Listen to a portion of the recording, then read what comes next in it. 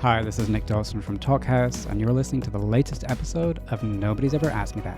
It's the spin-off series of the Talkhouse podcast where I talk to filmmakers, musicians, comedians, and writers and ask them questions they've never heard before in an interview, in an effort to discover a different side of them and understand them better. Today, my guest is the legendary writer-director Abel Ferrara. Abel Ferrara is a filmmaker who's always brought a raw immediacy to his work, and has said that he makes movies on sheer blood and guts. His cinematic resume is insanely stacked, ranging from early career exploitation classics such as Driller Killer and Ms. 45, to seminal 90s street movies like King of New York and Bad Lieutenant, more cerebral titles like the vampire parable The Addiction and the Shakespearean mob tragedy The Funeral, or fictionalized examinations of Hollywood like Dangerous Game and The Blackout. In the 21st century, he has expanded his creative palette to also include biopics, movies focused on religion, and documentaries, and his greatest film of recent years is arguably 2019's Tommaso, a fictionalized self-portrait about a director in recovery who's now living in Rome. I've crossed paths with Abel a bunch over the past couple decades. First, when I interviewed him around the US release of his excellent, underrated drama thriller Mary. I remember I was told to meet him at a restaurant in Little Italy, where I then waited for maybe 20 minutes or half an hour. When he did arrive, he immediately rushed me off to another restaurant where we talked and he gave me great quotes, until it seemed like he'd tired of the interview. In the early days of Talkhouse, I commissioned a piece from him, delivered in his inimitable voice, and shortly after set up a Talkhouse podcast conversation between him and Gaspar Noé, which was as compelling as it promised to be. In 2020, when Italy was hit incredibly hard by the pandemic, we connected about what he was doing to get by from his home in Rome. When I was thinking about who I wanted to talk to for this season of Nobody's Ever Asked Me That, Abel was one of the first names that came to mind, because he's so approachable and direct, and also because his fascinating memoir Scene, which came out last fall, recently gave me a new understanding of him and his work. In the book, he's particularly thoughtful looking back on his struggles with drugs and alcohol, now as someone who's been in recovery for 13 years, and has found a new lease on life in Rome, where he lives with his wife and young daughter. In an honest and really rather profound conversation, Abel and I spoke about a lot of stuff, including bad acid trips, his love of books, his fascination with writing code, his addiction to social media, including following people like the late Charlie Kirk, why he's not a night person anymore, how he manages to stay hopeful about the state of the world, being traumatized by a bloody life-size crucifix as a young boy, and much, much more. So, let's dive in.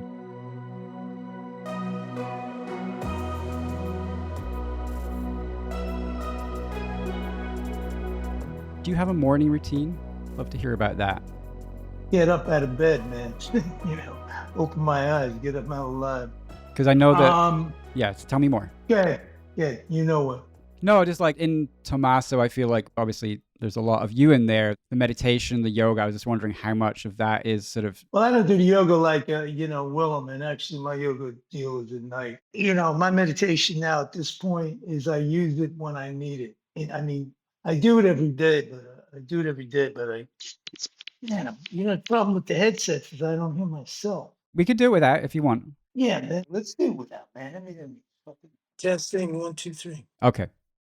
My morning routine is basically a gratitude list, you know what I mean? Mhm. Because you wake up in the morning and, I get up in the morning, I try at least one of my regular schedule.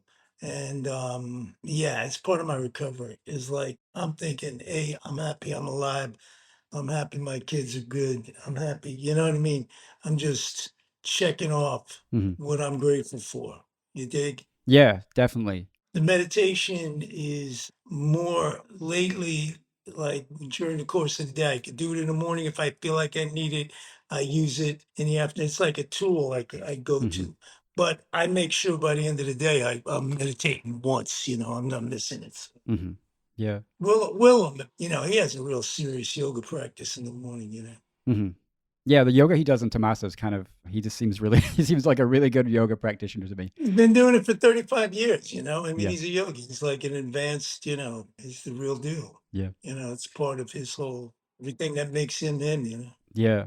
I've done gratitude lists at different points. I'm in program as well. And the thing that I used to struggle with was like not writing the same stuff not having it feel rote. You know what I mean? So what do you do to sort of not just be the same stuff every day? I'm telling you, just at my age, I'm alive. I mean, that's fucking something to be Yeah. grateful for before we even start. So, I keep it simple. It's not even if it might seem repetitive, but it's a new day. So you're just reminding yourself of what it is you got, Hmm. not what it is you want. It's what it is you got. Yeah. You think Yeah. How different is that from your life pre-recovery? pre-recovery, I woke up just checking to see how much dope I had left, Hmm. if I had any, which usually didn't. Not checking how much money I had because I knew I had none. It was like waking up, when you don't sleep and you basically, what you call sleep back then is just passing out. Hmm. Like when you wake up, it's like you're on another planet and it's a whole new person. There might be an upside to that, but it's like I'd have to run through not any kind of gratitude, just who am I? Where am I? Where am I supposed to be? And how am I going to score? Hmm. And that was it. Yeah.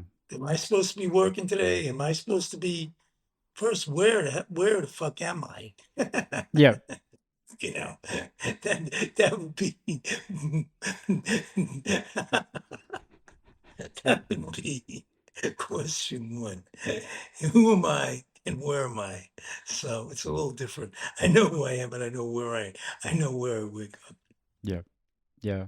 I mean, it's funny. You and I, the first time I interviewed you was like 2000. It was when Mary came out in the US, like so maybe 2007, 2008. And you struck me as somebody who was like always on the go. You were always moving. And just from reading Scene as well, it just feels like you were in motion, kind of running towards things or running away from things for like decades and decades. Where'd we meet? Like Where do you remember meeting? like Mulberry Street, I guess. There was a restaurant that I think because in the book you talk about this restaurant being your kind of like your office. I Yeah, think it. I lived above Frankie C's restaurant. I lived above a restaurant called the Miller, but the editing room, our office was a restaurant that I mean it's got a lot of names, but it was on between Grand and Hester. Hmm. But I was living between Broome and just south of Broome. Hmm. Yeah, I just remember we met in that restaurant. Then we went to some cafe. We spoke for like maybe half an hour. The format of the interviews I used to do, there would be like these kind of off-topic questions at the end. And I remember it just felt like when we weren't talking about Mary anymore, you were just kind of like, okay, I'm done here. Like you weren't physically gone immediately, but then I could sense that I'd lost you, and it Yeah, it felt like you clearly had other things you wanted to go do. And I think I understood that much more in retrospect as somebody who has been in the rooms now and like has understood how there's a commonality between people who are always moving like that. yeah. Well, you got to maintain your habit. Yeah, so that's like that's a job in itself. That's basically two jobs. So Yeah. When you were working, was the film always the first job and the fix the second job? Or like what was the balance between the two? I mean, no balance things when you're working, you usually got money and you got, Mm-hmm. people around. It's a positive thing. So you just got to find the time to score. Yeah.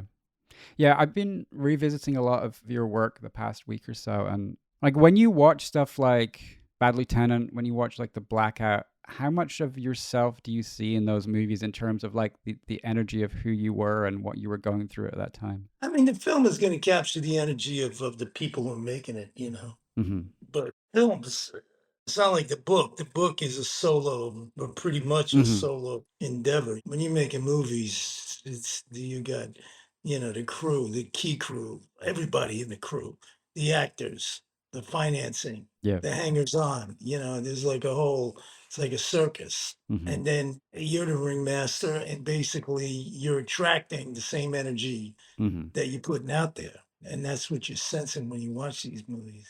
Yeah. How often do you revisit like movies when you're invited to screenings? Do you sit in ever or No. no? I see, I mean, I'm catching here and there, I'm not, these things that seem so, I- I'm still making movies, man. You know what I mean? So they Yeah. take so much energy and they take so much focus and so much direction that, I mean, yeah, fine, great. I'm happy they're there. I'm happy people see them. I'm happy people still see them. I'm happy when they like them. But I mean, it really is very little to do what I'm doing now. For sure. For sure. I guess the reason I bring that up is you're very thoughtful about your father and sort of the path that his life could have taken if he'd found recovery, or you think about Right. the impact that your life pre recovery, sort of the chaos and everything around the addiction had on the people around you. And so I just wonder about how much you see, like, whatever it was that you were chasing at that time in those films. The process is purifying. I mean, it's going to get to the essence of the people in it Mm-hmm. and to the actors. They can act whatever they want. You're getting right to the heart of them. If you're really looking at a movie and a movie is honest, and it's the same with the filmmakers. So it's all right there. Yeah. I mean, you can't try to obscure it. You can't wish something else. You can't try to present the act of making a film. It's so desperate and so beyond control. Mm-hmm. Even if you're Stanley Kubrick, you know what I mean? You're still going to get, there's nowhere to hide. So that's there. And we don't make films like that anyway. We're making films to like letting it all hang out. Yeah. We're not trying to do anything but write and see the shit dead on. Yeah. But when you're writing about it, then it's something else. Then you get to sit and think about it and run it through your mind. And the act of literature is it's a different animal. Yeah. Do you feel like you were trying to work through? I mean, are you always trying to work through stuff that's going on right now consciously, or is it much more an unconscious thing? No, but I mean, it's unconscious, conscious, and whatever it is. And Mm-hmm. if it's neither, it still is. Yeah. I mean, you can't make a film about a filmmaker is going to make a film about the director. When you walk out of a film, you know who these people are and where they're at. If it's, Yeah. in any way, shape, or form, I mean, there's nowhere to hide. I mean, But if you're making something honest, because I feel like for people who are making sort of derivative things from other people's scripts, projects they're not bringing themselves to at all because they don't it have. reveals them even more. Then they're even revealed more clearly. Mhm. The Yeah. more you try to do that. Yeah. Mm, If you could have a new skill suddenly, what would you want it to be? Fuck, I know. I play the guitar better than I play it. Yeah, I think it would. But you're pretty damn good already. So, I play music. I mean, no, I'm not really that good, but I mean, I've been at it long enough that I play music. I'm not a musician. I think I would like to do that. I like to write code, but right now they tell me AI is going to be writing all the code. mhm. So, Yeah. you know, What is it that you see in code that kind of pulls you in? I just want to know how that computer really works. You know what I mean? Hmm. And I was researching that, and what do they say? You want to learn how the computer works? Start with electricity. Figure out how electricity works. Hmm. That's the beginning of learning about the computer. Yeah. And I'm lost. Do you see like a musicality in the code ever? Or is there some connection there? I don't know enough about it. I can't do it. The music I can do. I mean, half the point of playing music is to appreciate music. I love music. I always, it's such an essential. I mean, to everybody, not just me. Hmm. And the more you play, the more you hear the playing, the more you can really appreciate the really gifted players that you've always, and you can kind of understand it in a different way. Yeah. What kind of stuff do you hear in the people that you're listening to right now? Just this sense of rhythm, this sense of individuality, the touch, the feel. Does that move you a lot of the time, or is it more an appreciation of the craft? No, no, the music is, yeah, music is it's really everything. I mean, I'm talking about like the rock and roll, that Hmm. or whatever you call it, blues, folk music, whatever it is that, I grew up with. Yeah. What's the scariest thing that you've ever done? Yeah, tripping on acid, I guess. I mean, I've done things loaded, I've stood out on the outside of a balcony 20 floors above that. I've done dumb shit like that more when I was a kid. The scariest thing, I think, LSD was pretty scary. Tell me about that trip. What was that like? The last one was, it is what it is. It was in it wasn't even university, it was like a community college. But anyway, somebody came from California, and I guess they had the shit, they had the Owsley, the Magic Bus kind of stuff, the Mm-hmm. real, they called it, what the fuck was in it? LSD 25 Mm-hmm. was blotter acid. Yeah, like the walls are melting. You're going deep into your fucking soul. I mean, nowadays when people trying to, it's funny because of us in recovery, people trying to talk to me about ibogaine and magic, mushrooms, psilocybin. I get it in a way, for those who are really have horrific mental issues. Mm-hmm. Fuck yeah, I mean, try anything. But I don't know, as normal treatment, it's too, I would, I'm terrified of my daughter. My daughter's 11 years old, one of my Mm-hmm. daughters, you know, doing this shit. I would never do it, you know? Yeah. Has anybody ever tried to sort of get you on this like ayahuasca The stuff? Ibogaine kick? Yeah, for sure. You kidding? They pitched that to me like left and right, you know what I mean? There's guys in the program in LA that they do it, that have counting time and, Mm-hmm. counting days. Yeah. That was a shock. I found that out about a year ago. They have like, the ayahuasca once a week. I says, are you kidding? They go, oh no, it's a plant. It's a, yeah, arsenic is a plant too. You know what I Yeah. mean? I mean, Yeah. it's, Yeah. Going through that whole dark night of the soul thing has never really appealed to me particularly. I prefer a kind of slow, do the work, kind of one foot in front of the other process rather than yeah, just, yeah. yeah. Well, if you're an addict, you really have no choice because Yeah. it's not like I could try ayahuasca and see how it is. It's not my, I don't have that choice. Yeah. Yeah. Are you good at asking for help? Yeah. I guess filmmakers have to be, but addicts maybe temperamentally don't. So I was sort of intrigued by that sort of potential. Well, the recovery is getting over that. I mean, you're Yeah. not going to recover unless you, open yourself up to the message, to the treatment, Yeah. to the group. Yeah. Just being honest with yourself, and then, being able to open yourself up to other people. I mean, that's the key of the program, right? Yeah. 100%. The fifth step is that's the one, right? Yeah. What's the difference between how you see yourself and how other people see you? And has that changed over time? Who knows how anybody sees you? And all that changes every second anyway, you know what I mean? It's like everyone's changing.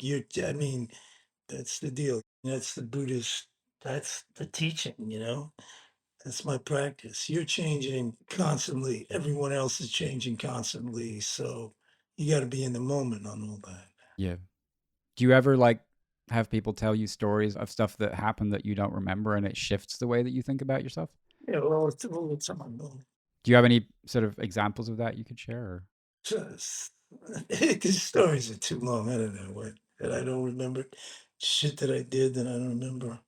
Well, tells you. So, we were going to there was an after hours club called Mary Lou's, and it was pouring raining, and I'm with him, and we were getting to know each other, and couldn't get a cab. I just stood in front of a taxi cab, like cab is riding down Mm-hmm. Fifth Avenue, and I just stood in front of it, Yeah.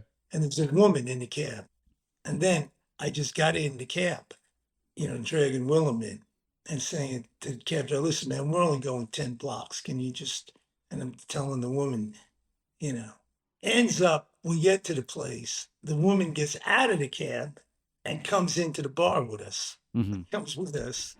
And then she becomes like a lifelong friend of Willem's for like 25. I meet her 25 years later, Wow. tell her 20 years later, you know what I mean? He always told me the story. And then I finally met her. It's pretty, okay. I didn't remember that happening. That's funny. At what age did you first feel like a confident adult? Who knows? Probably young. I don't know. I don't know how to, it's a tough question because what's an adult, what do you think an adult? I mean, I can remember thinking at 8 or 9, like I have a feeling of who I am and what's happening, that I have some control of the universe. Mm-hmm.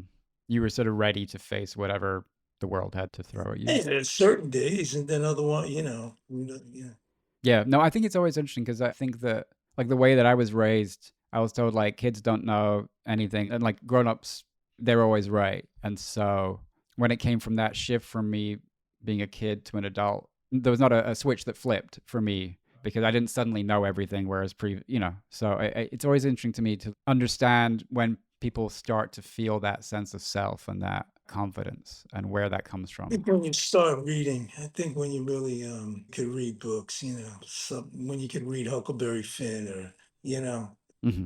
then you start processing the world. What were the big books for you growing up that kind of gave you that look into the world? I guess that was it. Treasure Island, Tom. Whatever the kids read, But I read a lot. I really read a lot. I read history. I'm still am. I'm like a serious reader. Hmm. I want to read things. I don't want to, whether it's the news or whether that, but books. I really get off on reading. Like, do you just follow your curiosity, or are there sort of certain parameters within which you have your areas of interest? You come across things and whatever somebody suggests things, man. Yeah. Yeah. What was the last great book that you read that kind of shifted something for you? Last great book I've been reading. Everything I've been reading is really good. I mean, I'd have to look at my book list. I'm reading Paul's book. Paul Astor. Did you ever read 4321? No. You know who he is, right, Paul? Paul Auster? Yeah. Yeah. Yeah. Like, he was somebody who was like really formative. Like, New York Trilogy was like a major book for me when I was growing up. All right. So did you read 4321? I don't think so. No. No. It's like a crazy memoir, but he does it. In other words, he takes the same character, which is him, and brings you through four variations of how he could have grown up. Hmm. You dig? Yeah. So there's a lot of same people, only a lot of things that happen a little different. One, his father dies. One, he dies young. One, he goes to this university. Mm-hmm. One, he doesn't go to university. Mm-hmm. Yeah. It's a crazy kind of memoir. Does that ever kind of get you thinking about like the different paths your life could have taken? Yeah, like in the book, okay, this would have happened, that would have happened. But like I said, I'm still living it. I still got my mind, got my mobility and my fucking head together. So Yeah. I'm just going forward. I got a family I got to support. I've got to deal with this film business the way it is at this moment. I got, whatever.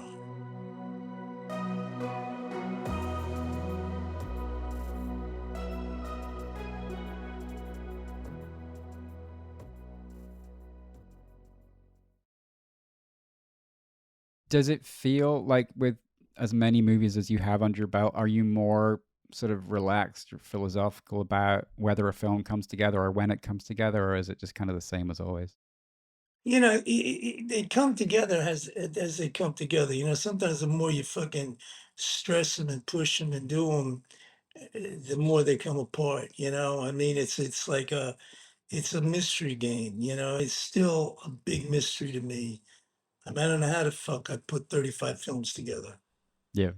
Because every one of them was a miracle. And anybody who does put a film together, that's why I'm not critical of movies at all. You got images that are in focus that forget it, Yeah.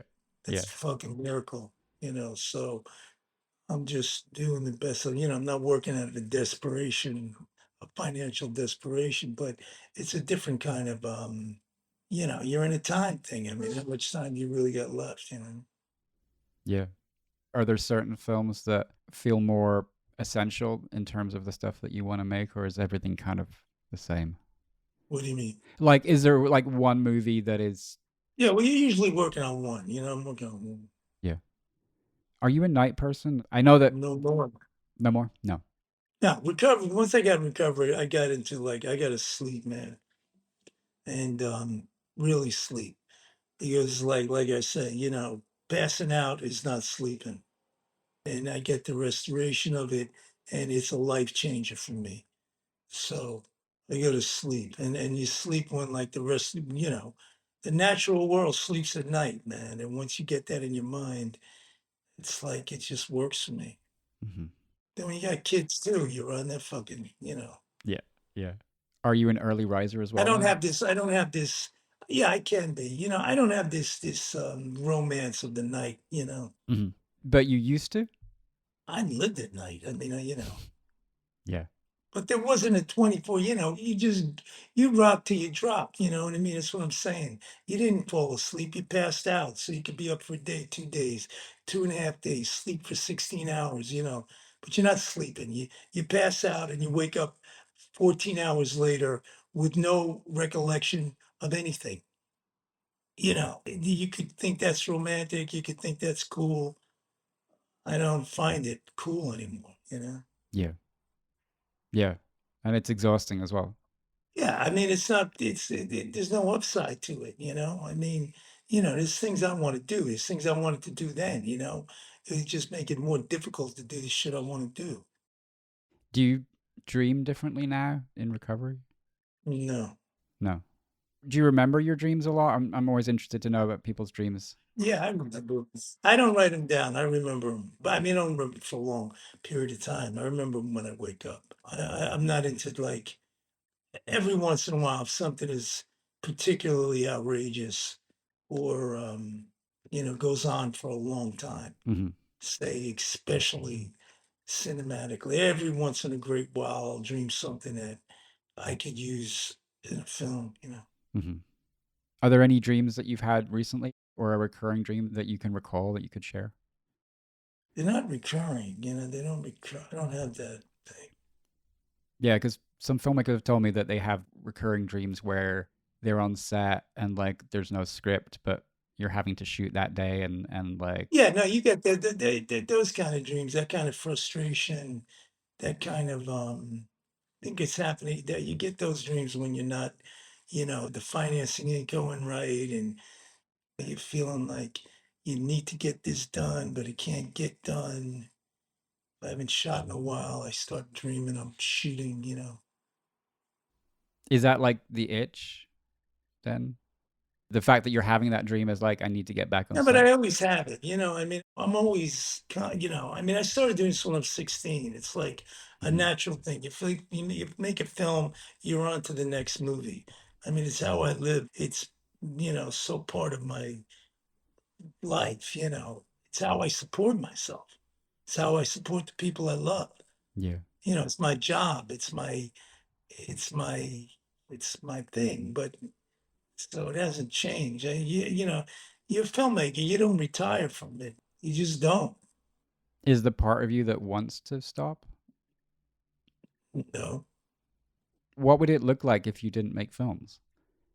Like if you couldn't? Like I'm sitting here talking to you. Well, that sounds miserable. This is a non-filmmaking day, right? Yeah. Yeah. Can you tell me the story of the first time you fell in love? I fell in love like when I was 5 or 6 years old. I was always attracted to girls Hmm. from early on. So, Do you remember who it was? I can actually remember Carmel, I think, it was in the Bronx. Yeah, I'm fixated on romance. I'm like that kind of guy. Yeah. Was it reciprocated, unreciprocated? Back then, unreciprocated. Hmm. I mean, I grew up where the boys went to class and the girls had their own. They separated. It was a Catholic school, Hmm. Bronx shit. So they kept the boys and girls. Yeah, they kept us maniacs far from the girls. Even at 5 and 6, they knew enough. They knew enough. Yeah. Yeah, yeah. Yeah. If you had to leave home suddenly, what would you take with you? My phone. I mean, my phone is like, my thing. It's like everybody else. For me, I got my books, I got my work, I got I read on my phone, I use the iBooks. I'm addicted to X. I Hmm. still email.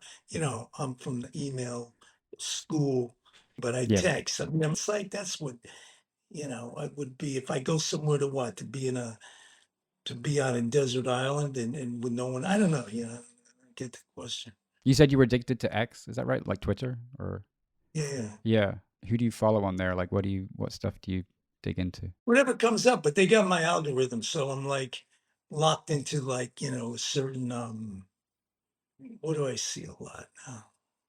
Off the grid shit, like clips of the Rolling Stones playing, Hmm. you know, McCartney writing I guess that was in the movie though. McCartney writing Get Back, Hmm. lots of Dylan, lots of crazy Dylan, very odd stuff. So it's all Yeah, music stuff. a lot of music stuff. A lot of, these these ex guys. What's his name? Tucker, and then the other guy. Hmm. There's like three or four of them. They're now MAGA guys who like now hate Trump. Okay, You know what I'm talking about? for sure. Um, Yeah. Infowars, right? Hmm. Then there's a young dude. There's a young long-haired dude. I forget the other dude that they just killed. What's his name? Oh, Charlie You know, Kirk. that- yeah, it's him. The black chick who's like his buddy. What's her name? Megan. Yeah. You know, Yeah. as a very left person, I find this stuff pretty amusing. So this is you kind of looking at how the people on the other side of the parapet are thinking. Well, they're coming around to like thinking, there's a fucking maniac loose. Only these guys got the guilt that they voted for him. Hmm. What can I do? But I didn't vote for him. Yeah. When I look at that stuff, that just makes me deeply anxious. So, like, are you able to have a degree of detachment in looking at that discourse? I mean, it's not degree of attachment. People getting blasted. All these decisions lead to, there's enough suffering going on as it is. There's enough fighting, killing as it is. And every decision you make, all of this is adding to even more suffering and more tragedy. I was in Ukraine. The last film we did was a documentary. You didn't see this, right? I haven't seen it, but I know the film you're talking about. Yeah. Yeah, it's on Criterion if you want to see it. It's called Turning the Wound. There's a kind of cross. There's a lot of Patti Smith on it, but we went to Kiev. We went twice right after the war started, so kind of got it. Saw a little bit of what's going on Yeah. up front and personal. Not Yeah. through not through X. We Yeah. actually No, were for sure. there. It's very, You know, very but different. it's the same thing. It is what it is. We interviewed Zelensky. That was cool. Yeah. Are you able to stay hopeful about the state of the world? I'm positive. I mean, it's not, you can't be hopeful about dropping bombs on women and children because that's the end game, right? What's happening is normal people are getting killed and there's nothing you can do about it. So you got to either like put it in your own perspective or you wouldn't even be able to get out of bed in the morning. You know what I mean? Yeah. I mean, I have children. I know the deal. You talk about grateful. I'm grateful that I'm not in Kiev or I'm not in Iran or I'm not on either side of you know, the Israel, Palestine, Hmm. Jordan, the whole 9 yards there. Because at the end of the day, most people just try to get it on with their lives in Hmm. a very simple way, feed themselves, do simple shit, make a movie, play rock and roll, take their kids back and forth to school. You did? Yeah. And then you get caught in a fucking murder zone. Where does that all come from? Where is it? It's not a matter of, let it bum you out. And it makes you think about, what is the human race really at? Yeah. Where are we at as human beings? So this is like the basis of whatever it is, whether it's the meditation, the yoga, the program, Hmm. you're trying to do it at least on start from me. Yeah. Do you talk to your daughter about the state of the world? Is what's going on?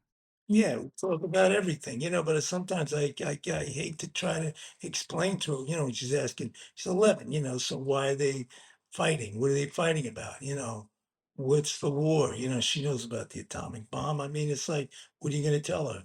What are you going to explain to her? You're in a world where, you're going to wake up. I mean, I went through that. I don't want her to really go through that, but she's 11. She hears everything that she hears. It's like, she's not under her desk crouched like I was, going through the Cuban Missile Crisis, Yeah. but she gets it. Yeah. Who's the person you look up to most in life?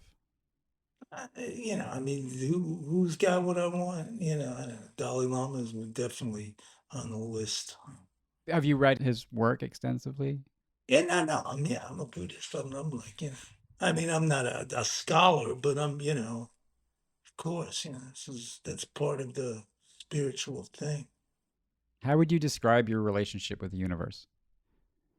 I don't know how to answer that. Other than I guess maybe in different terms. I know I'm one of 6 billion people on Earth. I Mhm. believe in reincarnation. I believe we got a soul, and that soul is not going to die. And each of us, as many as there are of us, is a singular individual. That's like they can't find two snowflakes alike. There's no two people alike. Yeah. And as much as we're different, we're all the same. And we're all here trying to, I mean, avoid the suffering as much as we can. And if you can find a more spiritual way to go, and you're more empathetic, and you focus more on other people and yourself, you have a chance of getting some fulfillment, you know, Mhm. like your journey through life. When you think about your soul not dying, is that a comforting thing to you? I don't think I'm going to remember it. I mean, I don't remember my past lives, so I don't know. I'm not going to remember this one. So, I'm not worried about it. I'm a lot closer to death than I ever was, obviously, just age wise. I mean, I think I'm all right physically, at least. I Yeah. don't know of anything, but yeah, I mean, it's like the last lap around the track, bro. What's your first memory of death? I remember one of my cousins ODing, maybe Wow. something like that. How old were you? 6, 7. Wow. It's like in the 50s. It was like a heroin epidemic in the Bronx, kind of attacked the young Italians. Hmm. Do you remember what kind of impact that had on you, his death? I mean, it's mind blowing. When you're a kid, it's mind blowing. But then I grew up Catholic, so death and resurrection, and the death of Jesus. This is pounded into you since you're 5 years old. So the church that I grew up in, the young when you're 5 or whatever, you're in the front row, and they had like a life-size crucifix. This was in like the Morris Park section of the Bronx. I mean, like a life-size, blood dripping, Hmm. and you're in the front row, so he's like 5 feet in front of you, dying for you every day. So Hmm. What was your visceral reaction to that the first time you saw that? yeah, but I was raised a Catholic. I was Hmm. raised in such a, Italian between my grandmother. It's like it was on you before you didn't realize it one day. Oh, Hmm. Jesus died for our sins. It's like kind of in your DNA. Yeah. If you could divide your life into before and after a particular moment after which everything changed, what moment comes to mind as that? Just getting sober. I Hmm. think using drugs for the first time and then stopping.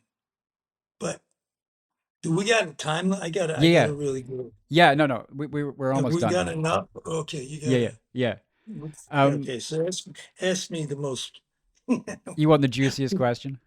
Well, whatever one of you want to know the answer the most, I guess. Yeah. Um, how do you cope with uncertainty? Meaning what? Like, I guess I ask that because for me, things that are uncertain, that are undefined, that are hard to get my head around are really difficult to know. Like, my brain struggles to know how to cope with those situations. So I'm always intrigued the way that people process things that are ahead that are uncertain or uh, I'm not going there. I mean, it's like, Mark Twain's quote, the worst things in my life never happened. mhm, So I got off of that. I'm in a moment. I mean, that's the practice. That's the Buddhist practice. mhm. You've got this moment. We only have this moment. So I try to stay in the moment. The program, uh, the next right thing, that Yep, saying. yep, Okay, but that's a key thing for me because that's how I deal with it. Like here, you can ask me a question, I'm going to try to give you the best answer I can. In a little bit, I got to go and get in the car and go somewhere and meet these people, pick this guy up and go pick her up. And then, and then I have to wrap a birthday present for somebody.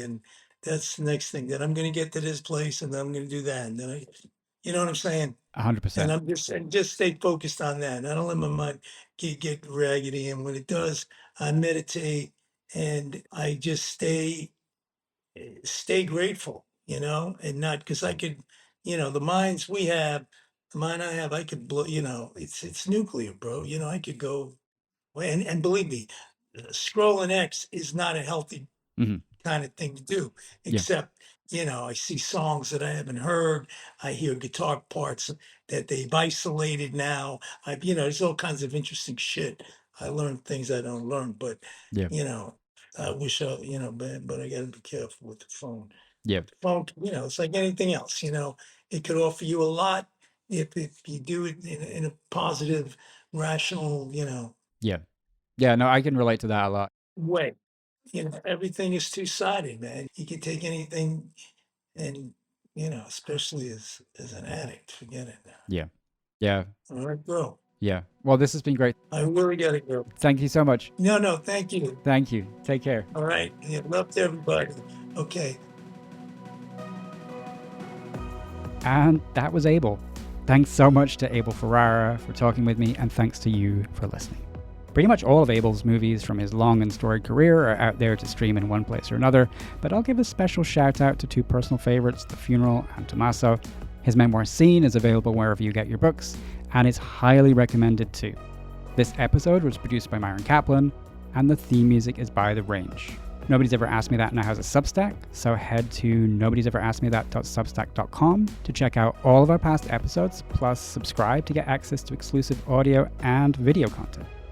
Next week on Nobody's Ever Asked Me That, my guests are July Talk's Peter Drymanis and Leah Faye Goldstein. I think that sometimes on stage as a rock and roll band, I don't know, your shows can be a picture of how you want the world to be. You don't necessarily have to lay out a 20-point plan of how to get there, but you can throw a bunch of energy at the wall like you're painting a canvas, and it can wake people up, and it can throw energy out and let it collide and explode and just be what it wants to be. Hello, buddy. We should probably acknowledge that we have a new member of the conversation. Amazing. Right now. Yes. Little newborn baby. Hello. That's next week on Nobody's Ever Asked Me That.